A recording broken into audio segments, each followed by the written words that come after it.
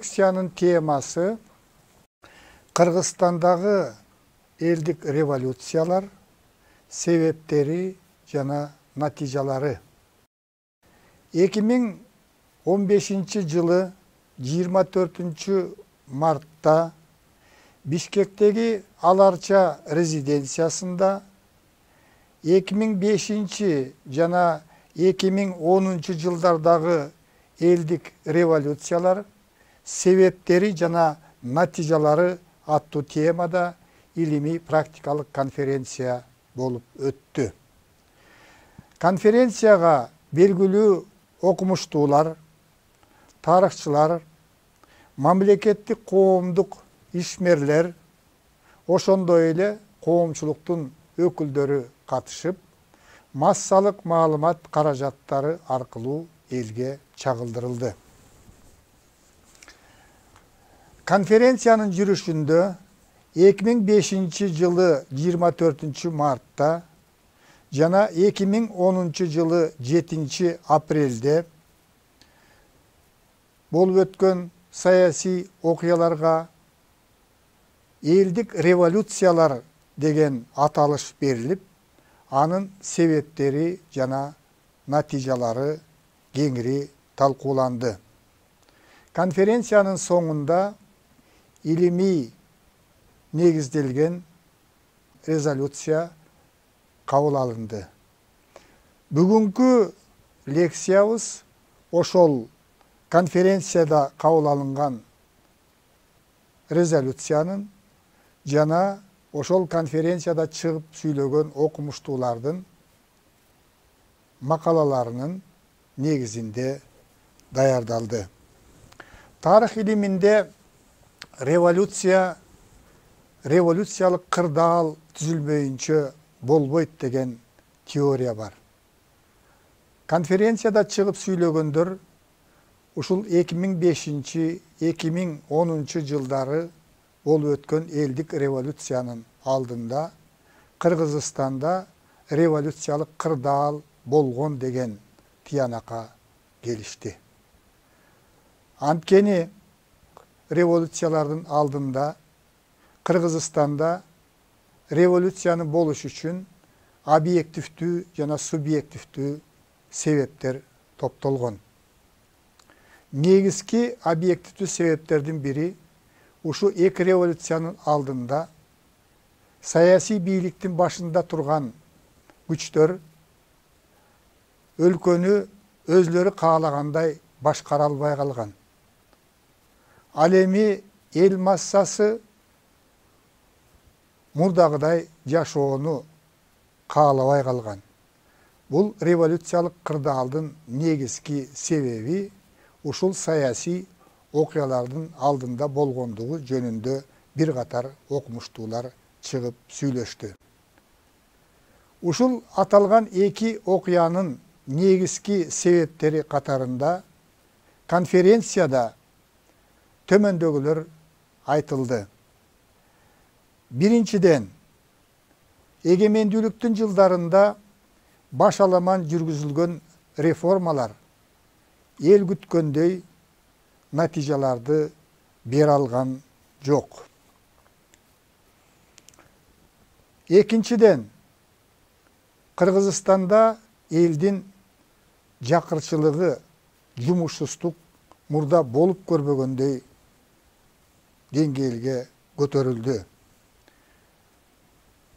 Элдин жакырчылыгынын күчөгөндүгү жөнүндө эл аралык эксперттер дагы изилдөөлөрдү жүргүзүп, эсенги мамлекеттердин ичинде Кыргызстан эң артта калгандыгын жазып чыгышты. Алардын маалыматы боюнча ушу эгемендүүлүктүн алгачкы 10 жылдыктарында Кыргызстандагы жакырчылыктын деңгээли көтөрүлүп, калктын 70%-не жакыны жакыр турмушта жашап калган. Революциялык кырдаалдын негизги себептеринин бири катарында ошол бийлик жүргүзүп аткан, мамлекетти башкарып аткан күчтөрдүн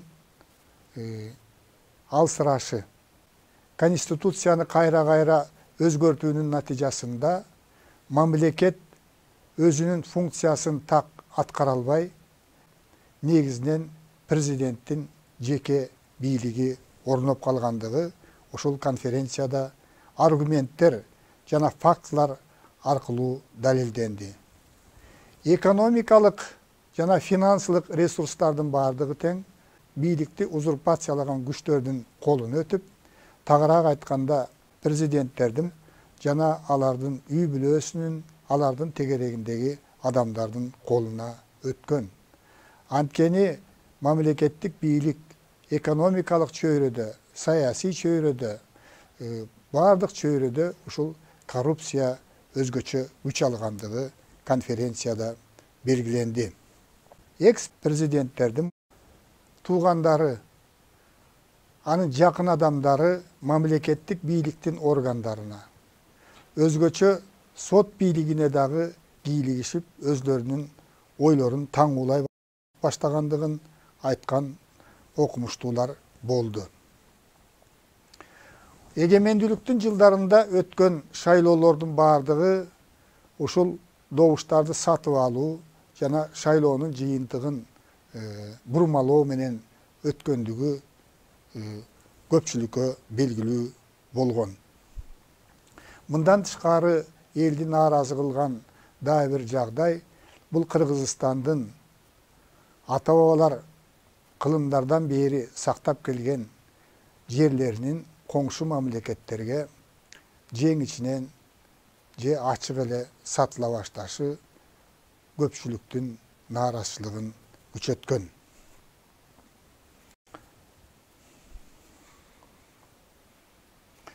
Ошол эле мезгилде Кыргызстанда ушул эки президенттин башкаруусунун аяк жагында ушул сөз эркиндиги, басма сөз эркиндиги дагы чектеле баштаган. Бийликтин сөзүн сүйлөбөгөн журналисттер куугунтукка алынган. Өзгөчө экинчи президент бийликте турган мезгилде мамлекеттик бийликке моюн сунуудан баш тарткан оппозициялык күчтөрдүн айрымдары адамдар өлтүрүлө баштаган. Мына ушул сыяктуу окуялар элдик революциянын чыгышына алып келген. Конференцияда чыгып сүйлөгөндөр 2010 жылы 7 апрелде болгон элдик революциянын чыгышына түрткү болгон себептер катарында төмөнкүлөр көрсөтүлдү. Бийлик өзүнө каршы чыккандарды ачык куугунтуктап, айрымдарын өлтүрүүгө чейин барган. Журналисттерди коркутуп үркүтүү, бийликти колдобогон гезиттерди, базылмаларды, телекөрсөтүүлөрдү жабуу иши жүргүзүлгөн. Мамлекеттик бийлик криминалдык чөйрө менен коен колтук алышып кеткендиги дагы калайык калкка белгилүү болуп калган. Саясий бийликтин бир үй бүлө тарабынан ээлениши жана үй бүлөнүн байлыгын ар тараптан көбөйтүүгө, ар кандай жолдор менен көбөйтүүгө кылган аракеттер күчөп кеткен. Менчикти рейдерлик жол менен басып алуу өзгөчө экинчи президенттин бийлик жүргүзүүсүнүн учурунда күчөп кеткен. Ошентип Кыргызстанда авторитардык коррупциялык режим түптөлүп чыңдала баштаган. Конференцияда чыгып сүйлөгөндөр 2010 жылы 7 апрелде элдик революциянын чыгышына төмөндөгүлөр шылтоо болгон. Биринчиден, электр энергиясынын төлөмдөрүнүн 100%ке көтөрүлүшү, коммуналдык тейлөө, жылуулукка төлөмдөр 500%ке көтөрүлүшү, чөнтөк телефондордун төлөмдөрүнүн көтөрүлүшү, коррупциялык схемалардын бардык чөйрөлөрдө күч алышы Бұл елдік революцияның 7 апрелде чыгышына шылтоо болгон. Ел адегенде талас менен нарында көтөрүлгөн. 6 апрелден 7 апрелге караган түнү оппозициянын лидерлеринин көпчүлүгү камакка алынган.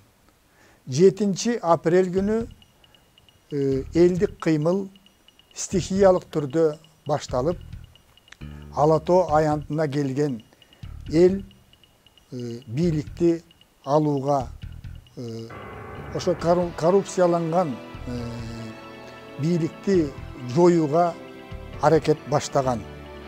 Мына ошол карама-каршылыкты тынчтык жолу менен сүйлөшүүлөр аркылуу чечип коюунун ордуна мамлекеттик бийликтин башында тургандар ошол тынчтык митингге чогулган элге каршы ок аткан.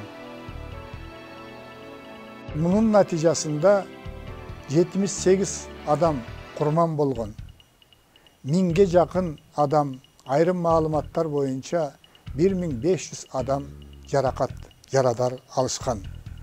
Ошентип, ушундай тирешүүнүн натыйжасында, кан төгүлүүнүн натыйжасында Бакиевдин режими кулатылган. Бул режим кулагандан кийин Роза Отунбаева башында турган убактылуу өкмөт түзүлгөн. Кыргызстанда мамлекетти башкаруу ишин жоготуп алуу, ал тургай эл аралык басма сөздө Кыргызстан мындан ары мамлекет боло алабы? Кыргызстан мамлекет катарында дүйнөлүк картадан жоголот. Кыргызстан ушул бөлүнүп, жарылып жок болот деген дагы талкуулар жүрө баштаган. Ушундай кырдаалда биринчи кезекте өлкөнү укуктук тартипке салуу, стабилдүүлүктү камсыз кылуу маселеси турган. Бул үчүн биринчи кезекте 2010 жылы 27 июнда жаңы конституция үчүн референдум өткөрүлгөн. Референдумда эл авторитаризмге каршы мамлекеттик башкаруунун ачыктыгы үчүн Роза Отунбаеванын өткөл мезгилдеги президенттиги үчүн добуш беришкен. Ошентип Роза Отунбаева оппозициялык күчтөрдүн лидери катарында жоопкерчиликти мойнуна алып, бир эле мезгилде убактылуу өкмөттүн төрагалыгынын жана президенттин милдетин аткара баштаган. Экинчиден, өлкөдө стабилдүүлүктү камсыз кылуу үчүн экинчи кадам бул 2010 жылы 10 октябрда өткөрүлгөн парламентке шайлоо болду. Парламентке болгон шайлоолордун натыйжасында парламентке оппозициянын өкүлдөрү дагы кирди. Мурдакы эки президенттин мезгилинде жооптуу жогорку мамлекеттик кызматтарда иштеп жүргөн адамдар дагы парламентке депутат катарында шайланышты. Бул абал өлкөдөгү тирешүүнү жоюп, стабилдүү абалды түзүүгө түрткү болгон. Үчүнчүдөн, өлкө жаңы конституцияга ылайык президенттик башкаруудан парламенттик башкарууга өтүү жолун тандап алды. 2011 жылы 1 декабрда Алмазбек Атамбаев Кыргыз Республикасынын президентинин кызматына киришти. Анткени ал президенттик шайлоолордо шайлоочулардын 63,2%-nin добушун алган. Кыргыз Республикасынын президенти өлкөнү туруктуу өнүктүрүүнүн улуттук стратегиясын бекиткен. Бұл программада өлкөнү өнүктүрүүнүн, реформалоонун багыттарынын приоритеттүү негизги багыттары аныкталган. Стратегияны ишке ашыруу үчүн президент башында турган координациялык кеңеш түзүлгөн. Бул советке бардык бийликтин бутактарынын, парламенттеги фракциялардын, оппозициялык күчтөрдүн, граждандык коомдун өкүлдөрү кирген. Чоң көңүл була турган маселе бул улут аралык маселе болгон. Анткени контрреволюциячыл күчтөр өлкөбүздүн түштүгүндө Ош жергесинде 10 июнда эки боордош элдин ортосунда, тагыраак айтканда өзбектер менен кыргыздардын ортосунда улут аралык жаңжалды чыгарууга жетишкен.